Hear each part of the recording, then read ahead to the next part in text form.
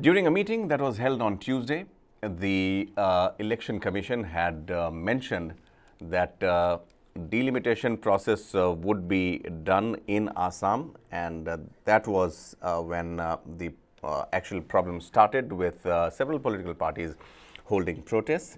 And the Political Affairs Committee of the Assam Pradesh Congress Committee, which met last Tuesday, has made the decision to legally challenge the Election Commission of India's draft proposal on constituency delimitation in the state.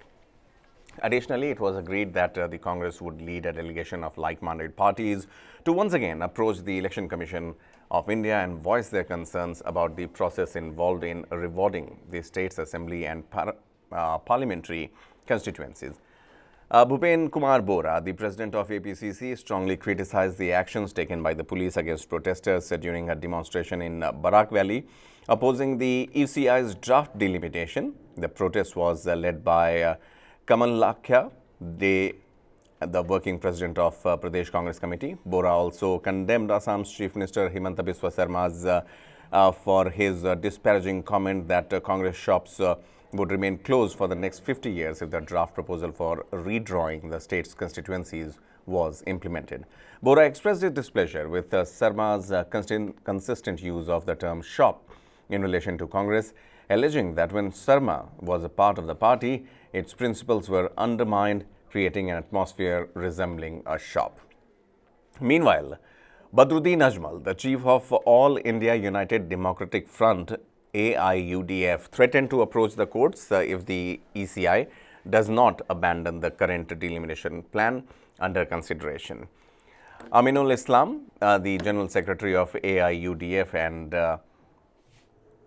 MLA, he stated that the party is carefully studying the points outlined in the draft proposal and intends to submit their objections to the ECI by July 11th. Should the draft proposal not be discarded, they will also take the legal action.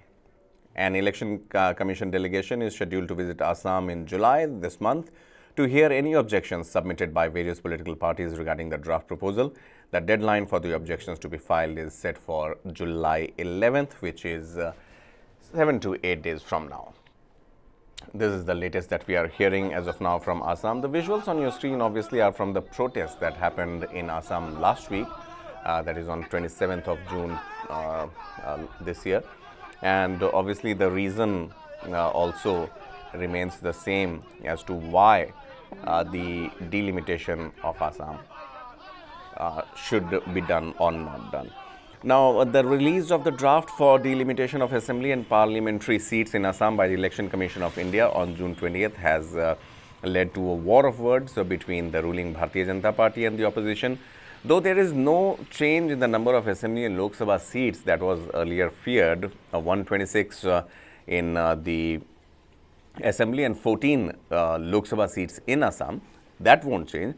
But the draft has redrawn areas of almost all constituencies, leading to much fiasco, leading to much constraints. The last delimitation exercise in Assam, remember, took place nearly 5 decades ago in 1976. Many are saying that in context with the NRC, this is important as of now to note whether the same will have some sort of bearing on delimitation as well. And obviously, for a state like Assam, which is a bordering state, it is important that these aspects are taken into consideration. Let me begin with you first, since you have seen and you have witnessed first account the changes, the kind of situation that there is in Assam as we speak. Last time when we spoke, we had one less player in the fray, and that was Congress. This time around, Congress has also jumped into the bandwagon. How do you see it, and what would Congress bring to the table in order as far as this proposal is concerned? Actually, Congress is the main loser because of the delimitation process that is being carried out by ECI or I must say BJP. Because Congress always patronized Bangladeshi Muslim voters, Bangladeshi influx was patronized by Congress as a vote bank. That was the main reason that Congress ruled Assam for many decades. So when this process is being taken up as delimitation process is carrying out, the Congress will be main loser because number of seats which belong to Bangladeshi so-called minority, Bengali speaking minority, see, uh, they will become less.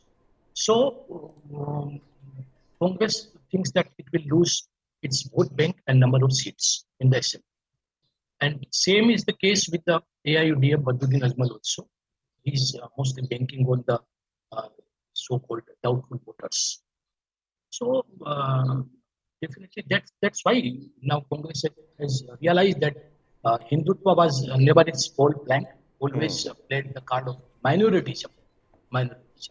So in Right. order to counter Congress, now BJP has brought up this majoritism Hindutva vote bank, and but it has a very different dimension also this time. It's a cocktail of regionalism and Hindutva.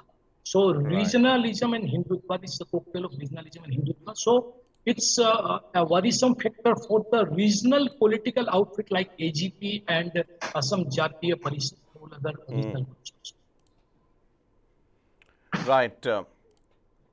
And also, if we take a look at the situation, which, as of now, speaking of which, the kind of activities, the influx of the NRC, which is also making headlines. Abhinav, in your opinion, obviously, there are certain things which are politically sensitive, like this delimitation procedure altogether. There are certain things which are also the government pitches on terms of national security, pitches in terms of the rightful candidate. Do you believe that for Congress, as of now, to jump into this has also somewhat connection with its opposition to the NRC? The first thing is that the Congress had actually taken a very mixed position regarding the NRC, with Rahul Gandhi, in fact, claiming credit for introducing the NRC. As the former panelist had just said, actually, the way the delimitation exercise has been carried out, I think Congress as well as the AIDF would have something to lose from that exercise. I think that is also the reason that they are jumping into the protest so eagerly. Because if you look at it, I think any delimitation exercise, be it be the one carried by the current dispensation or the previous one, is not free from politics. Because if you look at the way the last delimitation exercise was carried out, again, if you minutely observe it, it was the boundaries were rearranged in a way so as to prefer or allow a consolidation to precisely those groups which were completely behind the Congress in the mid 20th century. So, but what has happened is that over the way it was carried out, I would come to the demographic part of it in a while. But the way the last exercise was carried out, it was also leading to a lot of governance issues. For example, I used to be a voter prior to this from the Dispur constituency, which is like the capital region's constituency. My constituency would have 4 lakh voters, while there would be another constituency called Thaura in Upper Assam, which would have just 1,50,000 voters. Now, if you look at the MLA LAD fund, now the MLA LAD fund is a uniform amount that is given to all MLAs, or even in a number of schemes, the number of total beneficiaries would be fixed. Say, for example, 12,000 rupees or 12,000 beneficiaries for a widow pension that we have in Assam called the Orunodoi. Now, the Dispur MLA would have to find 12,000 beneficiaries out of 4 lakh people, while the Thaura MLA would have actually a more easier day out in the field, because he needs to find 12,000 beneficiaries out of just 1 lakh people. So I think there was a very important pressing need to have the delimitation process carried out. But yes, like I have said, gerrymandering has taken place. There is a clear Muslim bias against it, because minority representation is set to become less. I'll give you an example. if you look at it in Assam, we have two major valleys, right? Like the Brahmaputra Valley and the Barak Valley. Now, Barak Valley is predominantly Bengali and Hindu dominated, Bengali and Muslim dominated.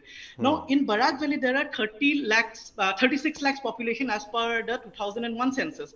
So seats have been, and there were originally 15 seats for this 36 lakh population. So now, as per the latest draft, from 15 seats, this number of seats have been reduced to 13 for 36 lakhs population. Now, compare this to the borough areas, and the area is one area where the BJP again enjoys a very clear dominance.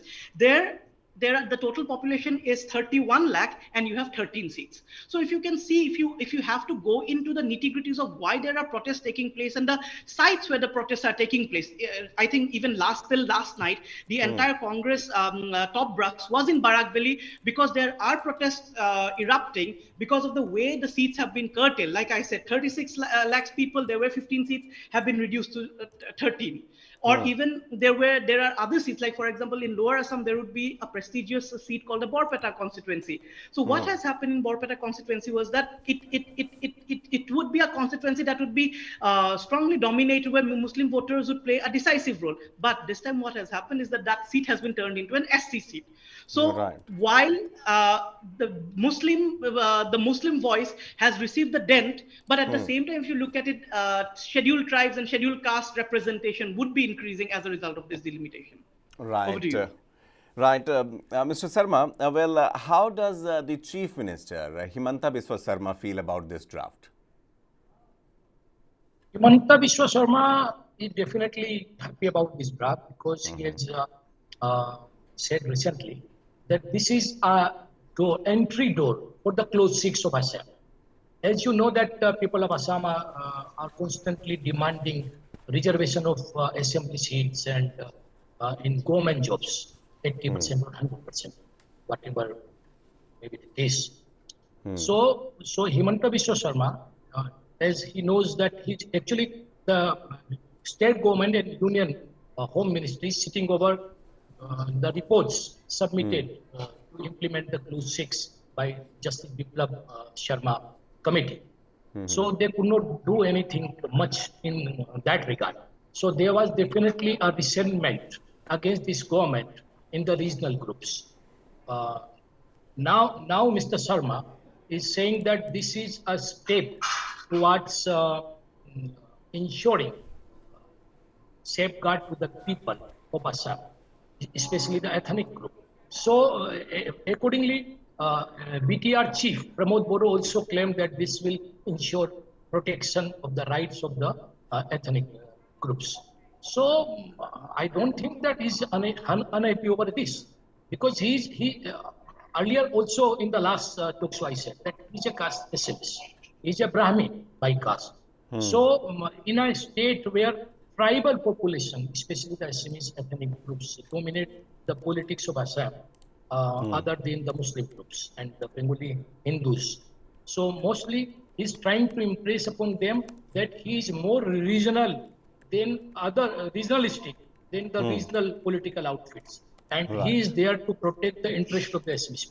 Mr. Amin, to begin with, what are the primary reasons, in your opinion, for the Election Commission of India for publishing this draft of delimitation of the constituencies in Assam? Thank you very much for the TV9. You have asked me for the clearance about this. But be sure that the report is submitted by the Election Commission of India as a draft report. And I think everybody and every party has to welcome this, as per the BJP has already welcomed this draft note was submitted by the commission. And in this, I don't know why they have only they have the change of the one parliamentary constituency, that is the Kaziranga. And you see, they have given the SC, SC and Bodul, and also they have given the draft note some seats reservation. So nothing is changed in heavy change. And as per you, the right things are submitted by the full commission, and the commission has also given the opportunity on the 11th July.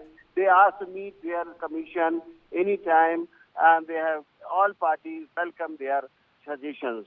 And whatever they have, And I don't know why they have about the ethnic group and other group and about the minority and others. It is the usual, as a usual process in every parliamentary constituency and every assembly. The commission is the usual practice for everyone, by every state and every constituency. I don't know why only 3 seats is for SC and ST. I don't know, 16 to 19.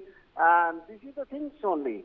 I don't know why they have hue and cry about that. If any suggestion is there, the Election Commission is going to welcome it. And they have to change it if anything is important from their side. Is it? Also, yes, indeed, Mr. Amin. Also, so how does the Election Commission of India actually plan to gather the feedback and public opinion on the draft proposal? You know that they have already given the 11th July, they are welcoming all Yes. parties if you have any suggestion there.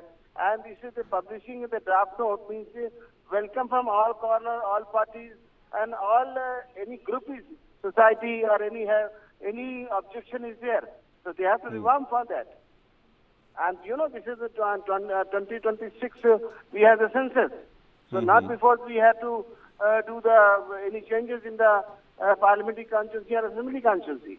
This is just a reservation for scheduled tribes and scheduled castes and the borderland council. Is it? And any mechanism for public consultations also, sir?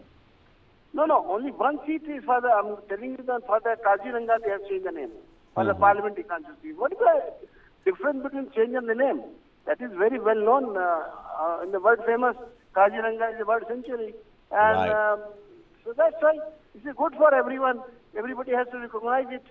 I don't know what their views are there. I'm not sure what they want exactly.